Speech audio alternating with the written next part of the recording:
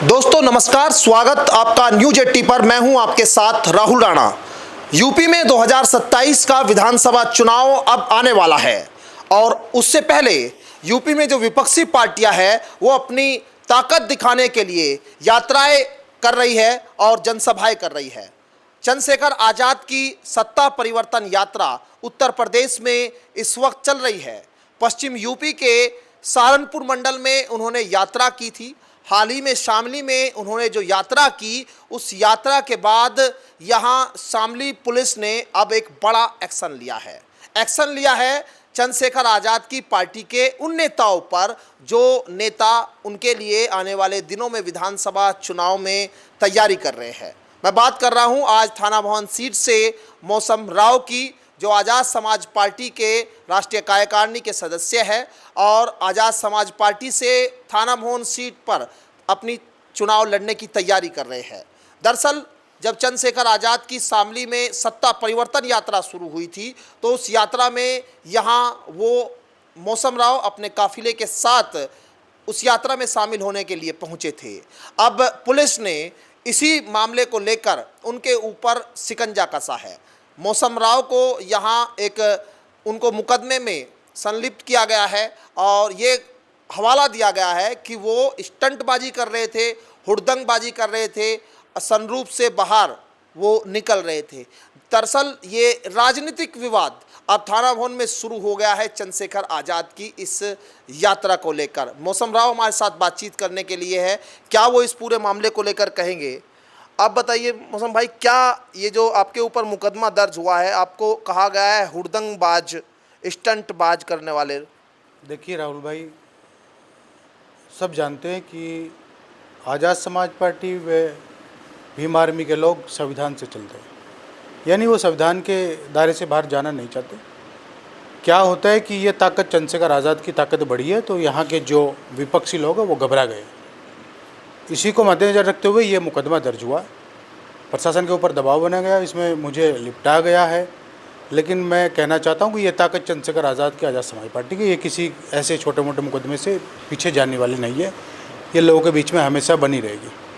मैं आपको बता दूँ, क्या आपको लगता है कि गाड़ी के सनरूफ से बाहर निकल कर स्टंटबाजी होती है?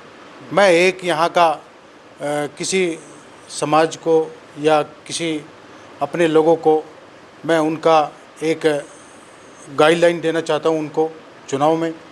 तो क्या आपको लगता है कि मैं गाड़ी में जाकर स्टंटबाजी करूँगा सनरूफ खोलकर? अगर सनरूफ खोलकर स्टंटबाजी होती है तो फिर जिन कंपनियों ने सनरूफ लगाए तो उनके ऊपर पहले मुकदमा दर्ज होना चाहिए।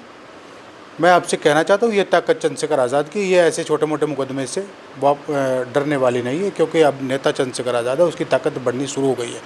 इसी से शामली के अंदर जो हमारी यात्रा हुई, हमने यात्रा में परमिशन ली थी और परमिशन लेने के बाद हम लोग यहाँ से निकल कर गए। अगर मैं यहाँ का प्रत्याशी हुए चुनाव लड़ना चाहता हूँ तो मेरे साथ भीड़ तो जाएगी। और मैं एक यहाँ हरड़ फतेहपुर पड़ता है, रास्ते में जाते हुए मैं वहाँ सनरूफ से बाहर निकला और मैंने लोगों का अभिवादन किया। तो और फिर उसके बाद मैं नीचे आ गया। मैं गर्व से अपनी पार्टी का झंडा लेकर बीच में खड़ा था। तो कहीं ना कहीं ये बौखलाहट है विपक्ष में और कुछ नहीं है। ये आपको लगता है सरकार के किसी व्यक्ति ने साजिश की है आपके लिए, या पुलिस प्रशासन जिस तरह से कह रही है कि एक निजी अखबार में कटिंग आई, उसका हवाला जिस तरह से दिया गया? देखिए, कोई निजी अखबार में किसी ने खबर छापी, उसके आधार पर प्रशासन कह रहा है कि हमने उस पर आधार पर ये मुकदमा दर्ज किया।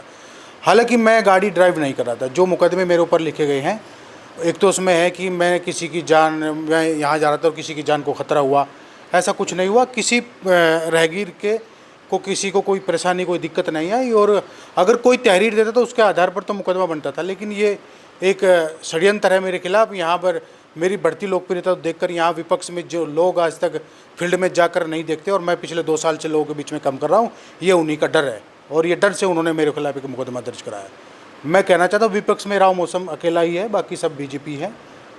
मैं आपसे कहना चाहता हूँ सारे नेता मेरे पीछे लगे हुए इस समय, लेकिन मेरे पास जनता है।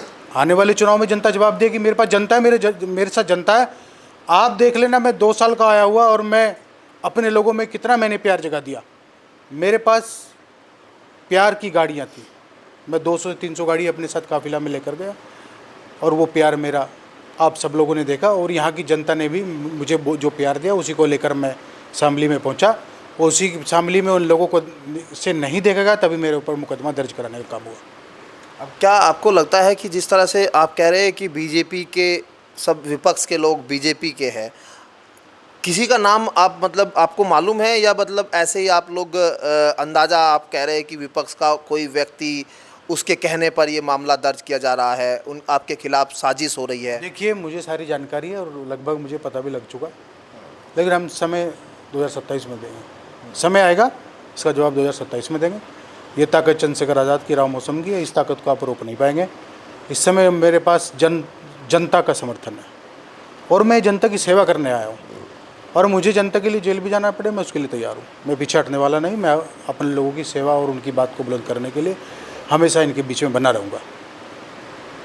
तो अब जिस तरह से आगे चुनाव है, आप तैयारी कर रहे हैं, क्या माहौल आपको थाना भवन में नज़र आ रहा? भाई, मैं तो माहौल की बात करूँ आपसे, यहाँ तो एक तरफा आज़ाद समाज पार्टी हो रही। अरे यही बौखलाहट है, यहाँ एक तरफा आज़ाद समाज पार्टी कैसे हो रही? ये प्यार मेरे प्रति मेरे लोगों का है और उसी से ये घबराए हुए हैं। और लोकप्रियता चंद्रशेखर आज़ाद की भी कम नहीं है, उनकी सबसे बड़ी है। उसी से ये घबराए हुए हैं और इसीलिए अब मुकदमों पे आ गए हैं।